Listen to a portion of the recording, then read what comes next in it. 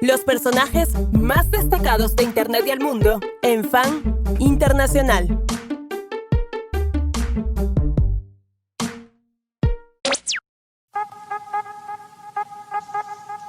Señoras, señores, ¿cómo les va? Bienvenidos, soy Hernán Panesi y esto fue en el programa. Hoy tenemos una nota realmente increíble, vamos a viajar hasta los años 80 para hablar con el tipo que realmente inventó una estética. Si vos pensás en los 80, pensás en un hombre en concreto y cuando ves la lista decís, ah sí, este es man. Pero antes de presentarlo a él, voy a presentar a Juan Francisco Roca. ¿Cómo le va? ¿Cómo va, Hernán? Un gusto, otra entrevista de grueso calibre en Fan, yo chocho. Y hoy, Juan, tenemos una persona que se vincula con alguien más que hemos entrevistado hace poco, con George Pais, que labura en TMNT, película que dirige el invitado que tenemos hoy, Steve Barron, director de Conehads, director de Las Tortugas Mutantes Ninjas y director de básicamente todos los grandes videoclips de los 80, Money for Nothing, de Straits, de Bryan Adams, de Madonna, de Toto. Hizo África de Toto, eso es alucinante, boludo. No puedo creer. Ese es como el estándar de internet más alto. África de Toto no puede ser. Laburó con Human League, con Tears for Fears, con Culture Club, con Paul McCartney. ¿Cuántas personas pueden sacar pecho de que laburaron con un Beatle? Bueno, Steve laburó con él, lo tenemos ahí del otro lado y lo saludamos, Juan. Hi, Steve, we are so happy to have you here on Fan el Programa. You are such a great director. You work with all the big names in the industry. You make a landmark in the 80s. You were with Michael Jackson, Madonna, Dire Straits, Paul McCartney, Toto, Human League. You directed the movie of Mutant Ninja. We don't know where to start to asking you things because it's so long and so great your work that we are really stoked to have you here. Oh, thank you so much. It's really great. You can just carry on talking as far as I'm concerned. It's very entertaining, super quick, and I've never heard anyone talk that quick. Not that it doesn't help me understand any words anyway, but it's very, very fast, super fast. Hernán is super fast talking. Yeah. He's a FM radio host, so he has that rhythm to talk. It's great. Comes with the job. Yeah, it comes with the job. Yeah, cool. Vamos con la primera pregunta, Erno. Tirémosle con calibre grueso. Dale, tirémosle con calibre grueso y recién cuando estaba armando un poco la historia de Steve, ¿cuánto hay en los 80? Pero le quiero preguntar a él, que es un hombre que realmente, como le decías vos, como que marcó esa era, si no la romantizamos un poco o fue realmente así de grosa esa época. Porque nosotros a la distancia, nosotros nacimos en los 80, creo que son el 86, 85, 87, más o menos por ahí. Mucha gente que nos sigue del otro lado, muchos millennials son de esa época. Nos curtimos con esa época y sentimos que hay algo especial, pero ¿la romantizamos o es una época que fue realmente especial? So, Steve, Hernán and me were born in like between 85 and 87, so we grew up in the 90s, in the 2000s, and we romanticized the 80s like a big era of great artists, great video, innovation in culture, in every media. It was that great, or it's just a romanticization from people that doesn't live that time? It's difficult because we do romanticize. As time goes by, like a good wine, things always, you remember them all better than they probably were, but there's no doubt that the 80s were a special time. I really liked. It's easier looking back on it because when you're in it, it's just now. It's not the 80s. It's just now. It's the present. And when you look back on it, I really feel nostalgic for the innocence and the naivety of the 80s, which was really is really shown by how we live now and how we were able to research and talk and communicate with everybody and find out everything about everything. And that was really not available. So, you know, when it came to day-to-day living in the 80s, it was very in the moment, in the present, and you didn't know what was outside your world you live in. Now it's all very accessible. Great. Bueno, lo que nos dice Steve está buenísimo. Dice, como cualquier vino, como cualquier buen vino, con el paso del tiempo uno lo va romantizando. Dice, pero en esa época para nosotros los 80 no eran los 80, era el presente. Dice, o sea, nosotros hacíamos lo que hacíamos y realmente no tomábamos dimensión de lo que estábamos haciendo, solamente hacíamos lo que nos tocaba hacer. Y dice, lo que sí, de alguna manera extraño o me da nostalgia, era de la inocencia de la época. Dice, al no haber la cantidad de información disponible y esta posibilidad de acceder a cualquier persona, en cualquier lugar, en cualquier momento, te da una sensación de estar viviendo como cosas más particulares o más compartimentadas. Si hacías videos, estabas en ese mundo, si hacías música, estabas en ese mundo, y no sabías todo acerca de todos. Entonces también era más fácil idealizar, o qué sé yo, sí, eso, ¿no? Como tener una visión más inocente acerca de todo. Extraña un poco eso, me parece. Hay, antes de la aparición de Steve y antes de la aparición también, Juan, de la cultura MTV, algunos antecedentes de videoclips en video, pero en realidad eran clips que no tenían narrativa, no eran videos como los de Steve o los de, no sé, Spike Jonze en nuestra época, sino que eran las bandas tocando en vivo, y un poco ellos fueron como los que cambiaron ese esquema. ¿Cómo era planificar un videoclip en la época donde no existía el lenguaje narrativo? Y esto, Juan, es algo que hablamos también con Mary Lambert, ¿te acordás? De medio inventar una narrativa. ¿Cómo ir a inventar una narrativa en videoclips cuando no tenés antecedentes de eso? Es re loco, es casi inventar un género a ese nivel. Sí, totalmente. So, Steve, when you start to making video clips, there wasn't a narrative, a language of the video clip. There were videos of the bands playing, maybe on tour or things like that. There wasn't a narrative unit itself. And in the 80s, you and other directors developed a kind of language of video clips. How do you did that, or how difficult was to make a new video language? Mm-hmm. Well, again, when we were in the moment, we weren't really viewing it like it was we were creating a new language. We just seemed to have a lot of freedom. That was what it was. There was freedom there was a blank page for us to fill the blank page, and whatever we wanted to fill it with. In fact, the more extraordinary we could make it, the better it seemed to work out. Not always. Sometimes that failed miserably, but often we were able to push the boundaries and make something really interesting. But it came, largely out of not having anything to bounce off. We weren't. There wasn't really a video world at the time. We were it, so there was nothing to hold you back except time and money, obviously. And I suppose narrative clips were, that would be the thing. You'd choose, when I heard the song, I would think about whether it was a narrative video that would work, or it would be an idea or single idea with an abstract, with graphics that don't necessarily go into a narrative, and how much performance and that sort of thing.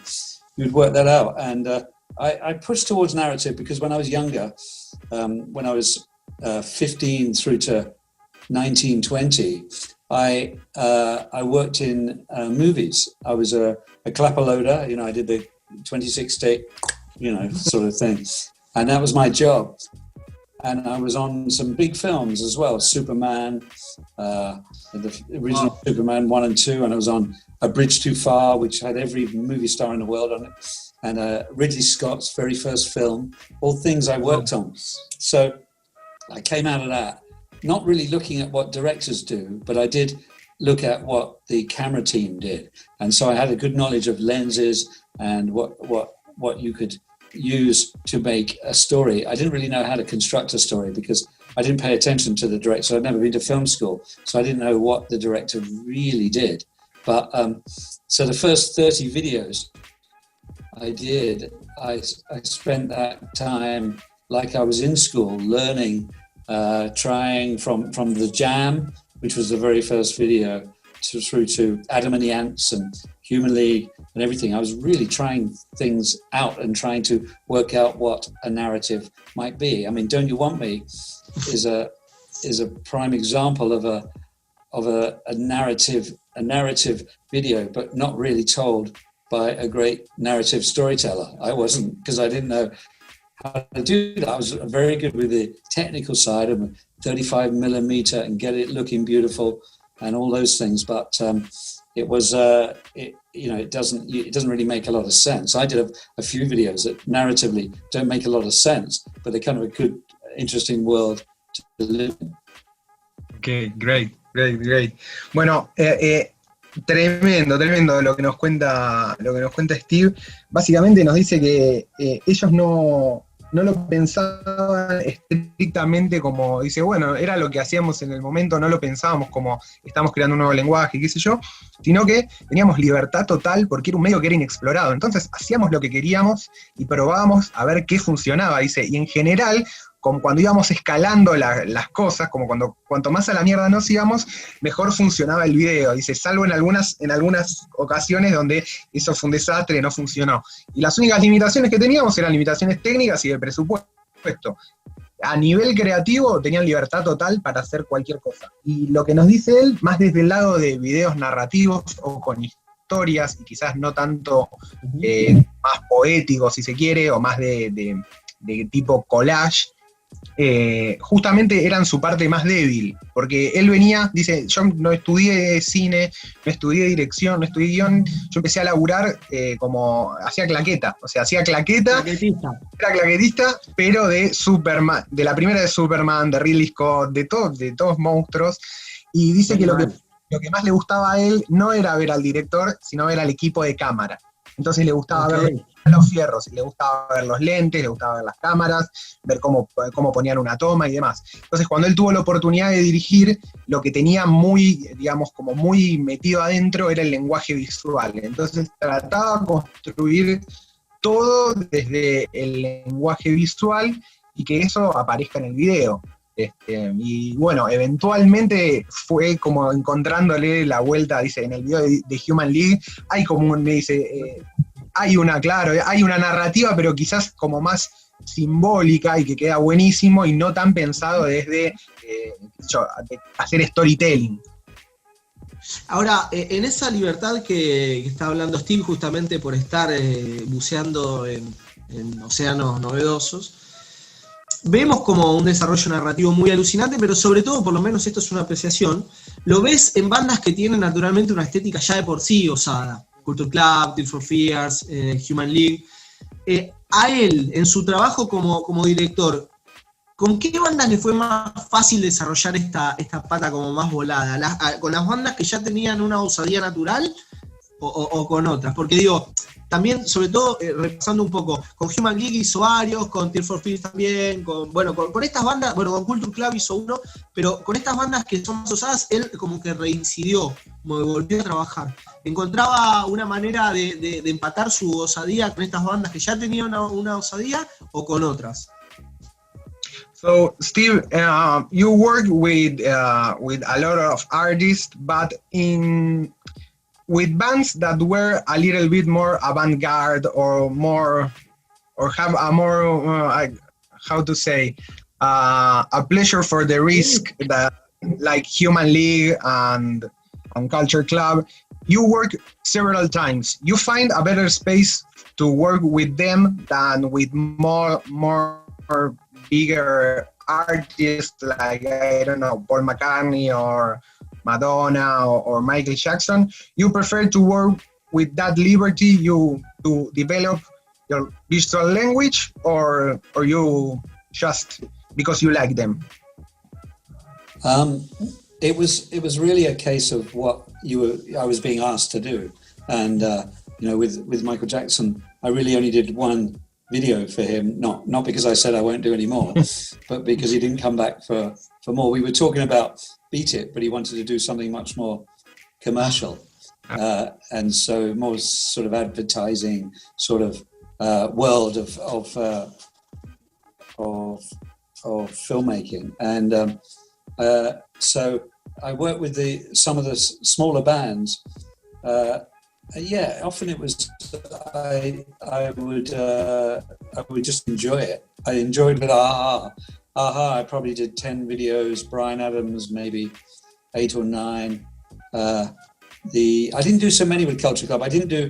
I know people think on the internet I keep getting notes saying I did Karma Chameleon, but I did not. Okay. That was not my video. The only video I did was with Boy George was God Thank You Woman.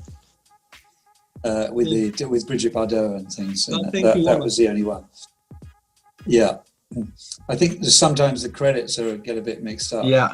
But Dire Straits as well. I did 5 or 6 with them, and they were good ongoing relationships. I think once you got the trust of after the first one with AHA, which was hugely successful, there was a lot of trust and shorthand with the band, and they were also doing very cinematic music. I mean, I really liked the cinema that comes off of those.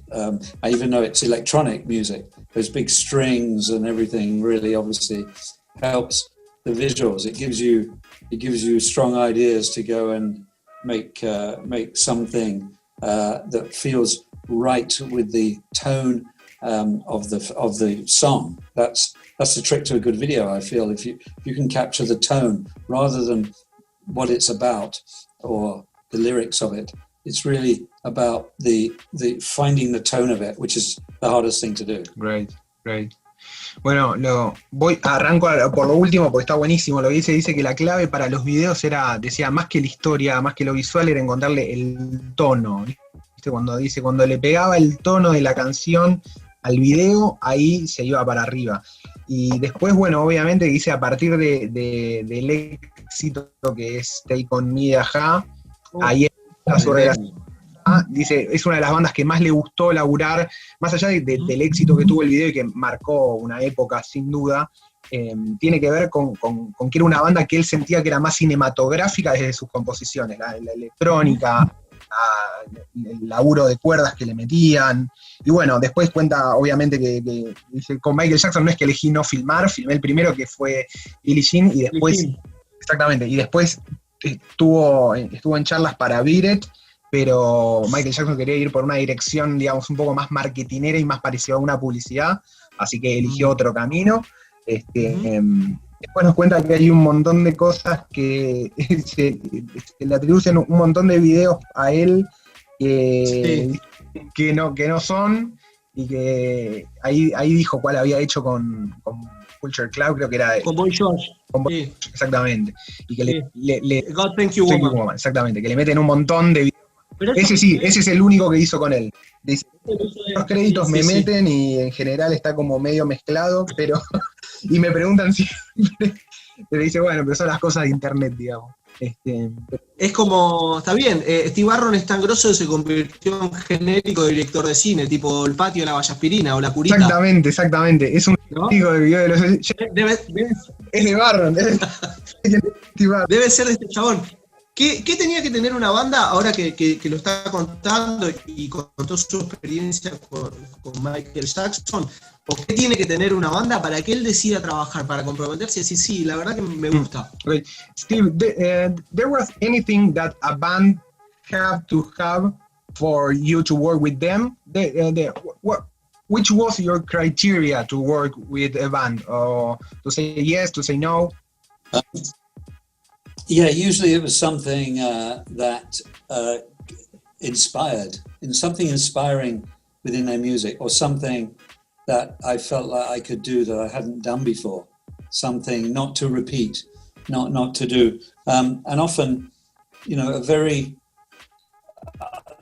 hard bands for me were the ones I was being offered quite a few things like REO Speedwagon and those bands, those middle American bands with those big ballady Kenny Loggins tunes. And I don't know what to do with that. It's just, it has, they had nothing to kind of hold on to. And it was very formula in a way, stadium rock, very formula. But, if you got a bit of drive and power, like from Bryan Adams when he did Summer of '69, there was a narrative crashing. It's still stadium rock, but and it's still melodic, but it has an energy to it that's going to pull you along through it. And that was always the thing. When I got Billie Jean, I thought Billie Jean was amazing. I'd never heard a song like it. It was completely unique, and that was a big criteria. But it was hard because often the songs that I get sent were going to be what the A&R people thought were going to be hits, and those were very not usually unusual songs. Unfortunately, they were formula songs, and they were going to get on the radio and that sort of thing. So, getting something new and different was great and not very common. But that would always inspire me. I mean, but there was no real law to it as well. It wasn't. There was. I could love a track and be really stuck with an idea to do justice to the track that I love, and then a track that I don't like so much, I have a good idea for. I mean, for instance, Money for Nothing. When I got Money for Nothing, I didn't like the song.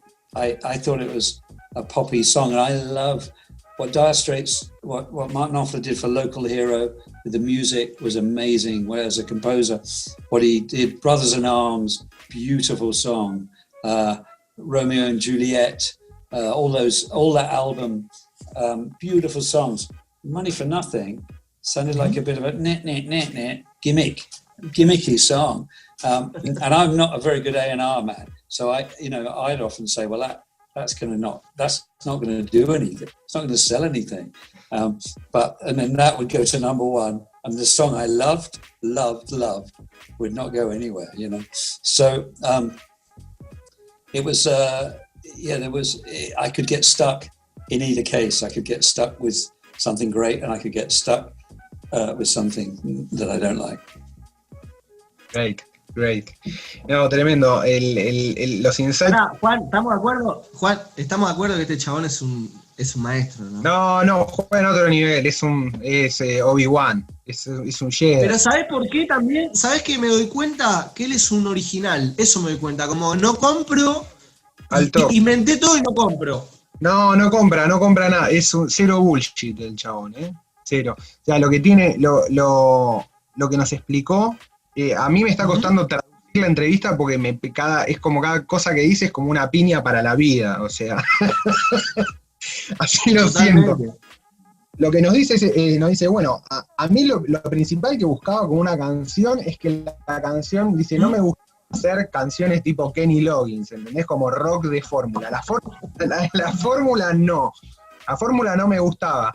Y había un montón de gente y me llegaba un montón de canciones que me decían, loco, esto va a ser un hit. Y él decía, sí, bueno, va a sonar en la radio, verá la radio, como, o sea, es parte de la industria, pero no sé si va a ser un hit. Y después le pasaba mucho de sentir cosas por canciones y decir, esta me encanta, me vuelve loco esta canción, y engancharse y hacer el video, y que el video sea X, y después, por ejemplo, con Money for Nothing de Dire Straits, no le gustaba la canción, le decía, la canción era como medio formulita, me gustaban otras canciones de Dire Straits que me parecían una bomba, pero esta particularmente no, y la terminamos haciendo y fue un hitazo número 1, como que esto está buenísimo, incluso el artista y el sentido, digamos, y la intuición del artista nunca o muy pocas veces se corresponde con el público, y eso me parece una lección tremenda. Aparte lo está diciendo un chabón que dirigió un número 1. Incluso, bueno, contaban también con Billie Jean. Dice, Billie Jean la escuché, cuando escuché por primera vez Billie Jean dije, esta canción es una bomba atómica. Una bomba atómica. Temón. Entonces me dice, no, realmente no había un criterio, sí siempre intenté como encontrar algo que me movilice y hacer canciones que me movilicen. Incluso cuando cuando hizo canciones que no le parecían o que no lo convencían tanto, algunas terminaron siendo hits totales. Es increíble, o sea, de verdad este chabón es un maestro.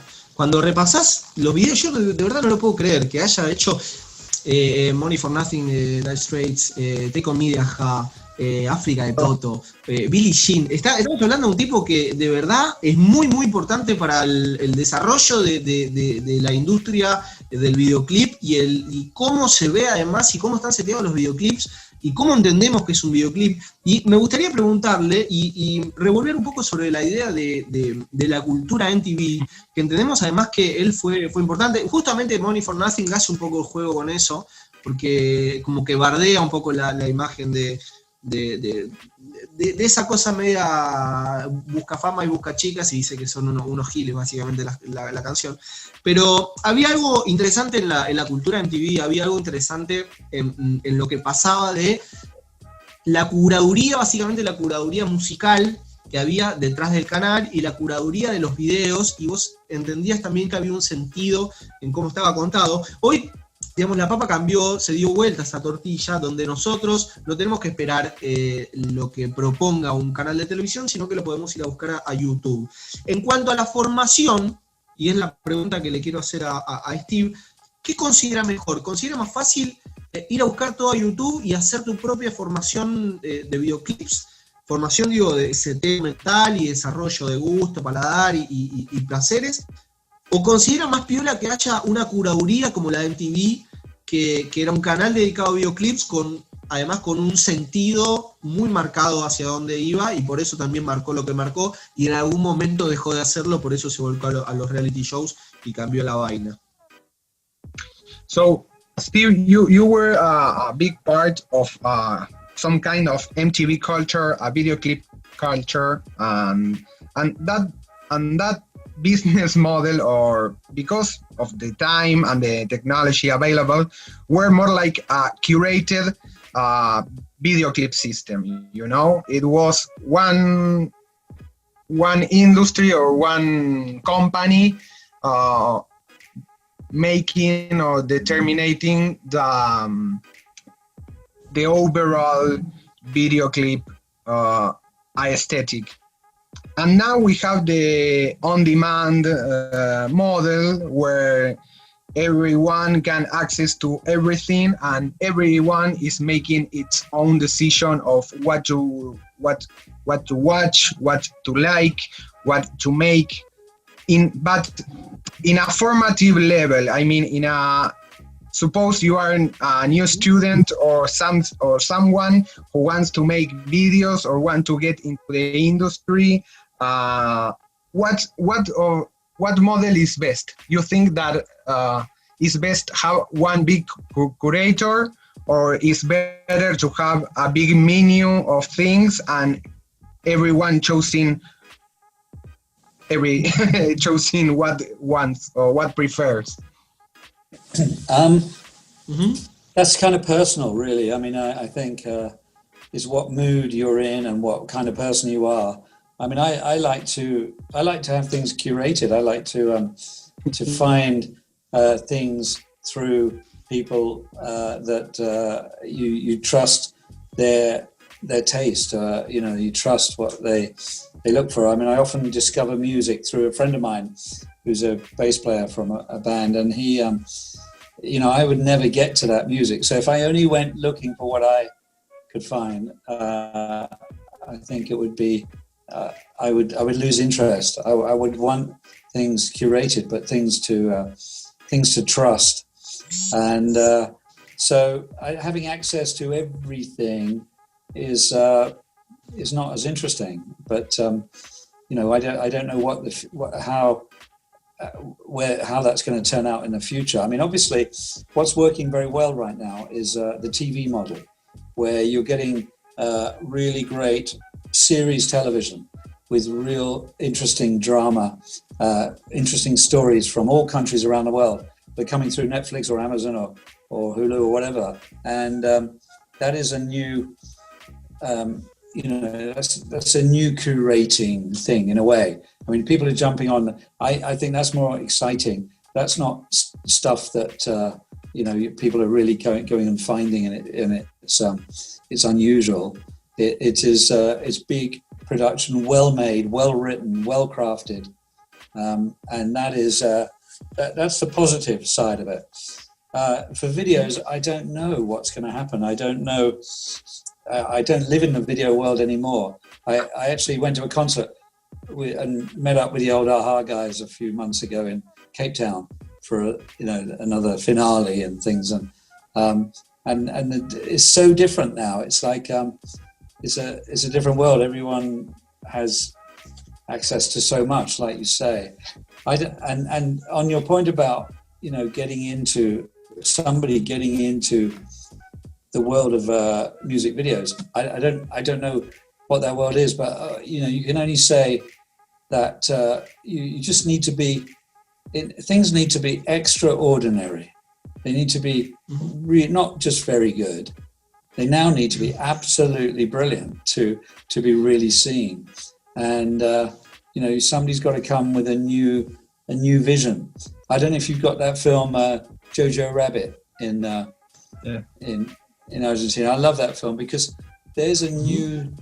He's not new because he's done a few other films. It's the first time I'd seen one of his films, and I thought, I'm listening to a new voice.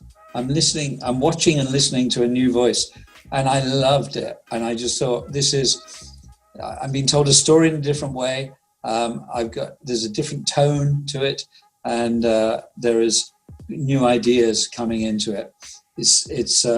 That is exciting, and for anybody entering the field, it's not about getting to a level, it's about superseding that level. It's about getting further, push yourself so hard. I sort of had a rule that I didn't always follow, but it was if I had an idea and it was a good idea, I would first hold that idea and see if I could come up with a better idea, from that good idea, instead of stopping and expanding that good idea. Keep pushing yourself. See whether there's a better idea. See whether that good idea could be better. And that was, when I was young, and that was what helped me get to a certain level. Sometimes I never found a better idea, and sometimes the idea wasn't good enough. But you at least push yourself to it. Oh, that's a great lesson. Bueno, Steve sigue tirando unas bombas nucleares. Lo que nos dice, en principio, en esta dicotomía entre mundo curado y toda la carta, dice que a él le gusta el tema de que haya curadores. Dice, de hecho, yo toda la música que escuchaba en ese momento lo hacía por un amigo que tocaba el bajo, y que yo confiaba ciegamente en su criterio. Dice, porque si yo me hubiera quedado en lo que a mí me gustaba, hubiera comido siempre lo mismo, y me hubiera quedado ahí. Y sin embargo, este amigo a mí me traía cosas nuevas todo el tiempo, y todo lo que me traía era un caño. Entonces le parecía que en ese sentido la curación está buena. El hecho de que esté todo a disposición en algún punto es medio contraproducente, porque eventualmente cada uno va siempre a los mismos lugares. Por otro lado, dice, por ejemplo, las grandes plataformas de ahora, tipo Netflix, Hulu, Amazon Prime, dicen, yo creo que están curadas, más allá de que el usuario pueda verlo. Están gran curadas y son lugares donde hay producciones del carajo, donde hay buen storytelling, donde hay buenos productos, y donde se puede encontrar todavía cosas que sean un caño. Y después lo que decía es, que también en esta situación ya no alcanza con ser bueno en algo, sino que tenés que ser extraordinario, ¿viste? Como tenés que ir directamente al siguiente, no alcanza con tratar de entrar al nivel, ¿viste? Como te querés meter en video, querés hacer una película, no te alcanza con lograr hacer algo que empate a los demás, te tenés que ir a la mierda. Y en ese sentido, como ejemplo... Muy bueno, esto. Muy bueno. Ponía como ejemplo la de... Muy bueno. Le encantó, cantó mal, de Tata. Donde él siente que hay ahí como un lenguaje nuevo, una forma nueva de hablar con el público, hay algo completamente distinto, y lo puso como ejemplo de algo que le gustó mucho en el último tiempo, y dice que lo que él siempre intentó hacer es, en el momento que tenía una buena idea, ver si esa buena idea que le gustaba, llevarla al extremo y mejorarla. O sea, y siempre intentar empujar al extremo la buena idea, no quedarse en, che, esta es una buena idea, voy a expandirla, sino la tengo, bueno, ahora le voy a dar con toda a ver si puede venir algo mejor. Y muchas veces pasaba que encontraba algo mejor y muchas veces pasaba que no. Pero siempre esa fue su manera de laburar, agarrar una idea y llevarla a, o sea, meterle toda la presión y sacar algo mejor. Es importante que estén disfrutando todos esta nota porque el chabón está tirando una data realmente increíble, papa, muy fina, muy delicada, de primera mano. Esto también es la propuesta que tenemos con Fan en el programa, traer a estos creadores que son alucinantes, que te vuelan la bocha y las sensaciones que podríamos estar hablando realmente toda la tarde, boludo. O sea, de verdad. Es una lección tras otra, me parece recontra increíble. Y recién Steve nombraba a Jojo Rabbit, que es de Taika Waititi, y pensaba, incluso también cuando estábamos hablando antes de la nota y durante, nosotros somos criados, nacidos en los 80, criados en los 90, tenemos algunos nombres que también desde el lado del videoclip aportan, ¿no? como su mirada. No nombramos a Gondry, por ejemplo, Michel Gondry, que después pasó al cine, como Steve también, y vamos a hablar un poco del cine de Steve con Las Tortugas Ninjas y Conehads. El mismo Spike Jonze, Chris Cunningham, Antoine Fuqua. Hay un montón de nombres que son rutilantes y que han sido muy, muy necesarios, pero uno siempre quiere y busca lo próximo, busca lo nuevo también. Y Steve es un tipo que sigue vigente y sigue laburando. ¿Dónde considera él que hay ahora, o dónde están, o cuál es el nombre novedoso? Recién nos decía Taika Waititi, que es el de Jojo Rabbit en cine. ¿Dónde está en el videoclip? ¿Quién es el gran nombre del videoclip? De hecho, y para marcar la pauta genérica, muchos de los videoclips mainstream y tope gama los dirige un tal, creo que es Mr. X, como que no debe ser nadie. Hay una marca que se llama Mr. X que va dirigiendo videos con mucha guita y dije Justin Bieber y todo lo más mainstream, ¿no? Pero ¿dónde está el riesgo? ¿Dónde está el autor? ¿Quién es el próximo gran autor, según Steve? So, Steve, we are now in a era that MTV doesn't exist. Video clips are exclusive from YouTube or platforms like that. But in video clip world, you were a really big name, and there were other names like Michel Gondry, Spike Jonze, and guys like that made I don't know, Mary Lambert, which, for example, Mary Lambert that we interview. Do you think that now there is a big name, not for the winning, I mean, for the artistic way, an author with all the letters? There are someone or some group of people making good music videos or trying to get it back, that kind of stuff? You know, I don't know enough about it. Unfortunately, I'm now much more in dramatic television, and I don't follow the video clip world anymore. So I couldn't name some recent star directors, which is terrible because there are a lot of great videos. You see pieces of, I see them occasionally.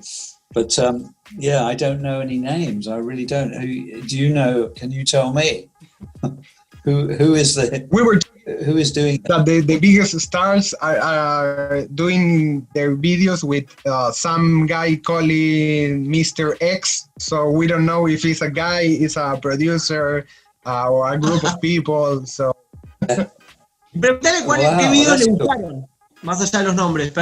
I'm sorry, Steve. Preguntale qué videos le gustaron más allá de los nombres que haya visto, ¿no? Do you like some of the videos that are now? Again, I'm sort of right in the middle of it. I'm in Paris at the moment. We're doing a TV series that I've been working on for 2 years. So I haven't watched. I haven't watched video clips. So. That's terrible. I feel guilty. I feel I should support my old working profession. I'm happy to do that. A few years ago, I did an interview with Bug Television, and they showed a bunch of videos, I can't remember who made them, but they were really good. And now you can make a video with your phone and your laptop. There's some brilliant stuff around. It just doesn't get the same attention. I feel really lucky back in the day. A new video came out for a new artist, everybody waited for it and everybody watched it around the world. It was, I don't think that's happening so much now, is it? Or is it? No, I think that not.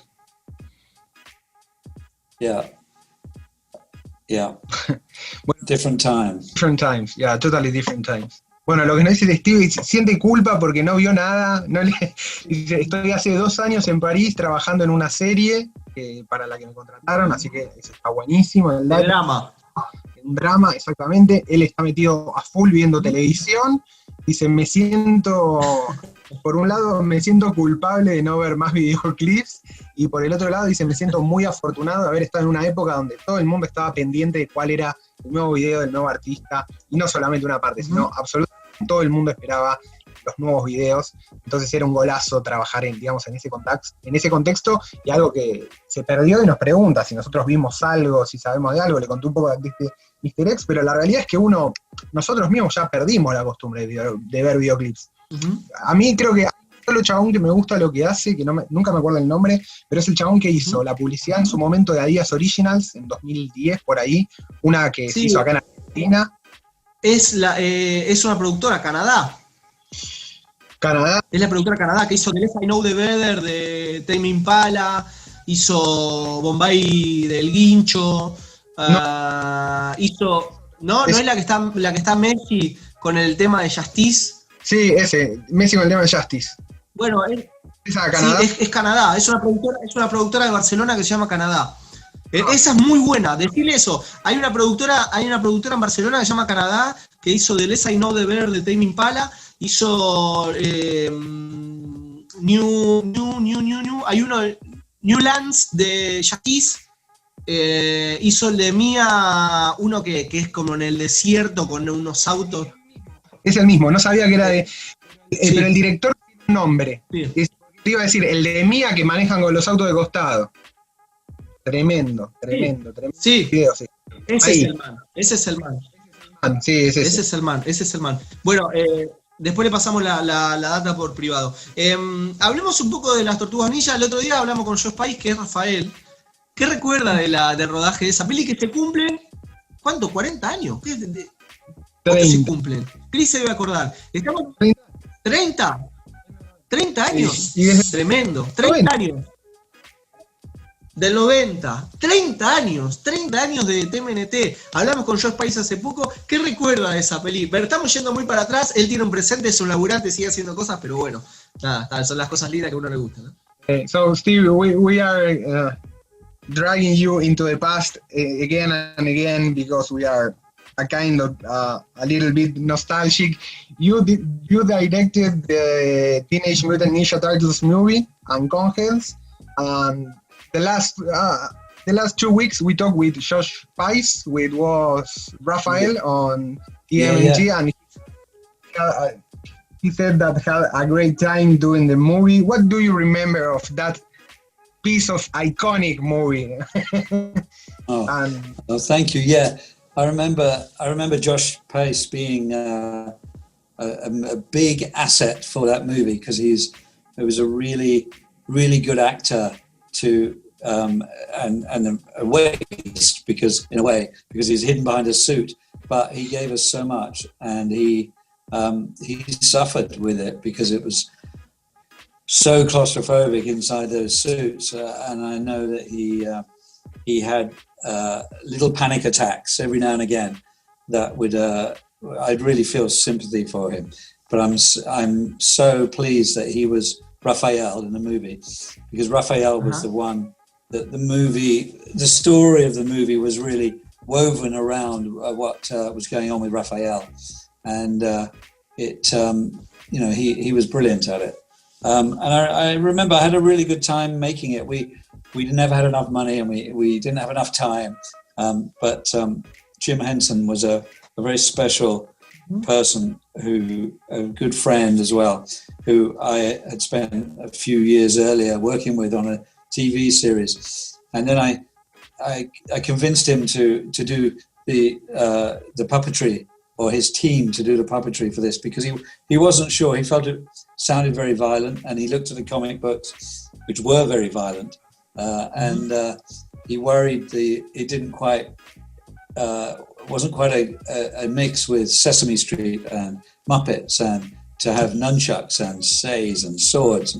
But after a while, I just talked him through the tone of the movie and the way the humor would come through, and in the end he was like, he did it as a favor, really, because he wasn't sure, but he did it as a favor. He trusted, and amazing man. He was just brilliant, and I just good memories. His son Brian was a tremendous asset. He was a great puppeteer himself, Brian Henson, and he came in, and he'd not really directed before that point, but I put him onto directing second unit.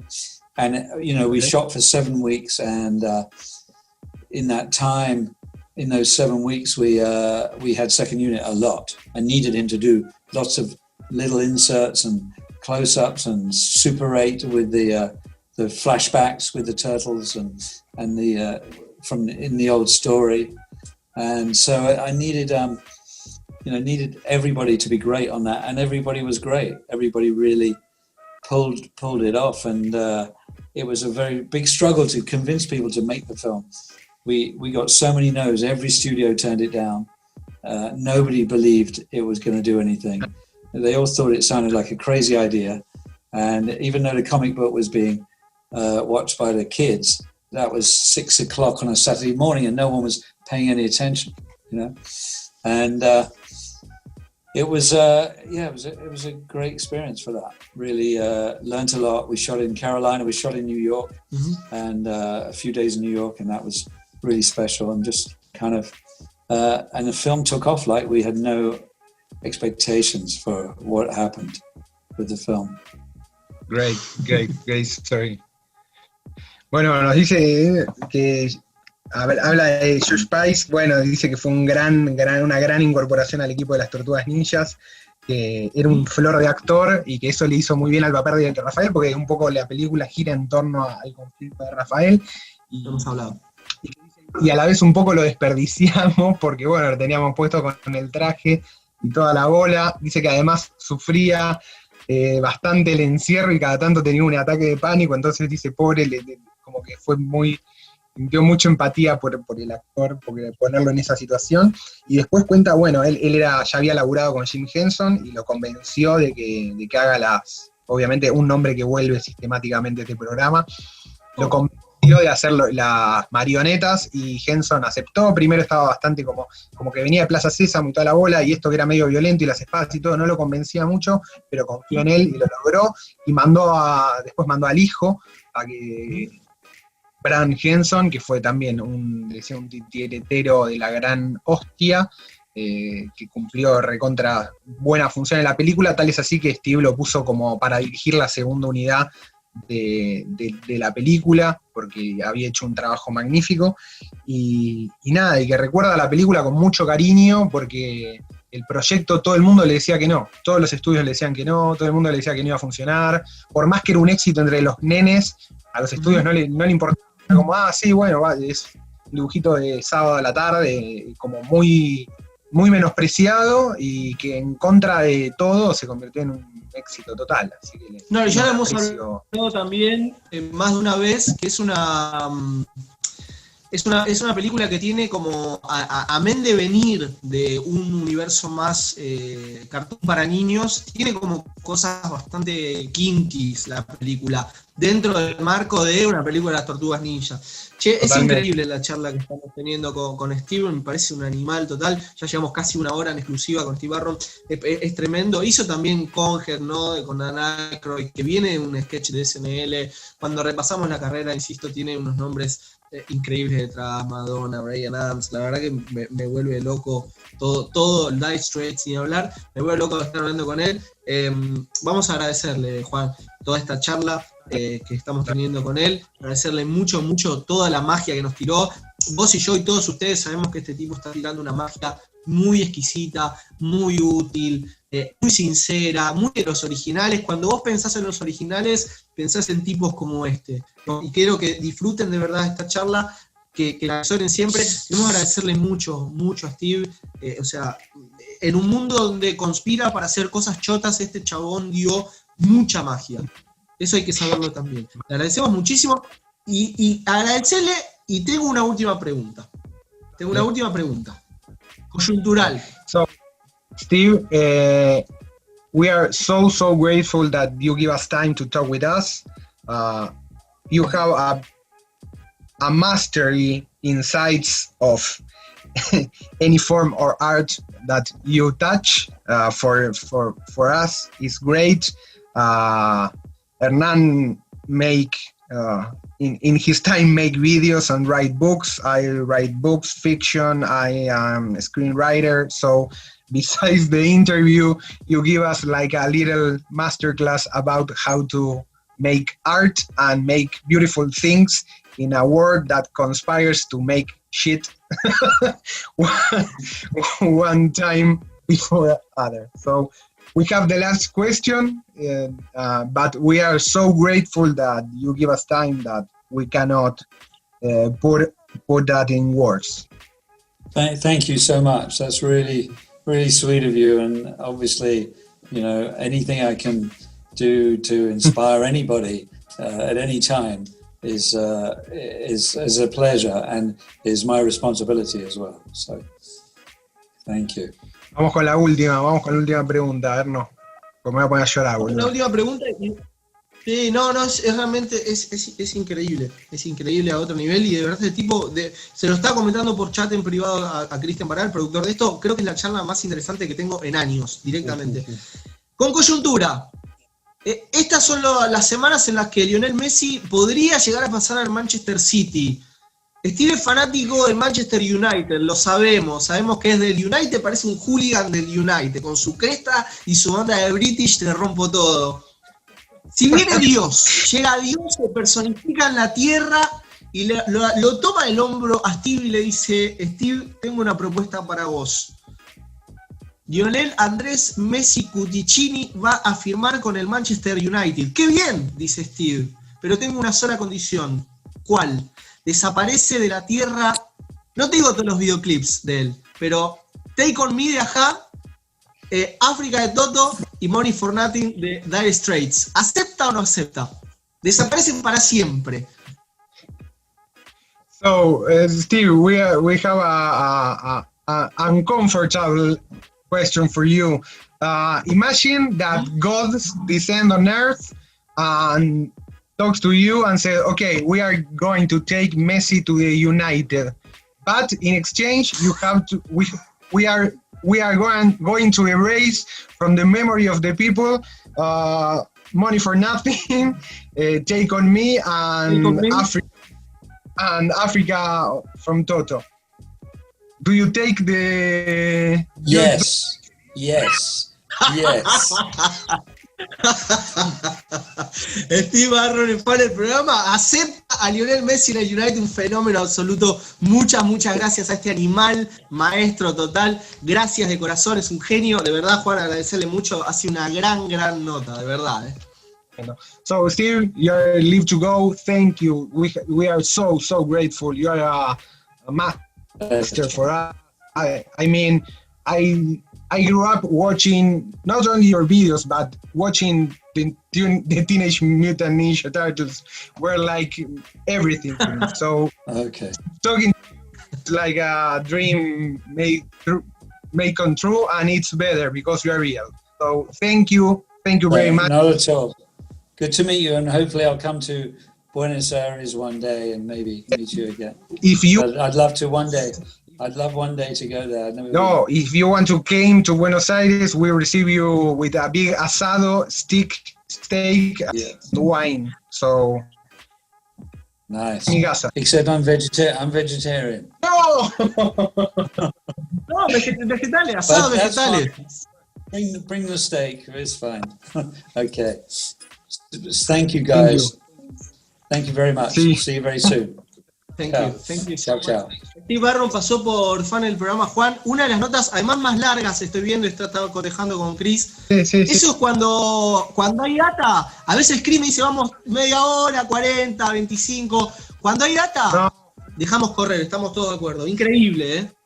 Increíble. Yo estoy, boludo, como si me hubiera pasado un bondi por encima, emocionalmente. Aparte, ya lo ves al viejo, loco, la onda.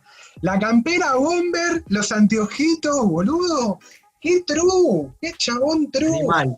Un animal. Animal total, original, uno de los postas. Amigos, acaban de disfrutar la nota con Steve Barron. Nosotros estamos muy, pero muy contentos.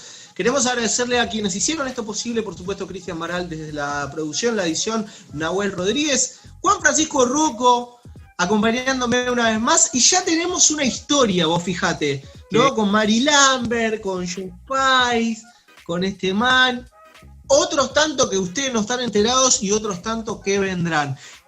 Un placer, Juan. Como siempre, Arno, para mí un gusto, porque esto es tocarle el cielo con las manos, boludo.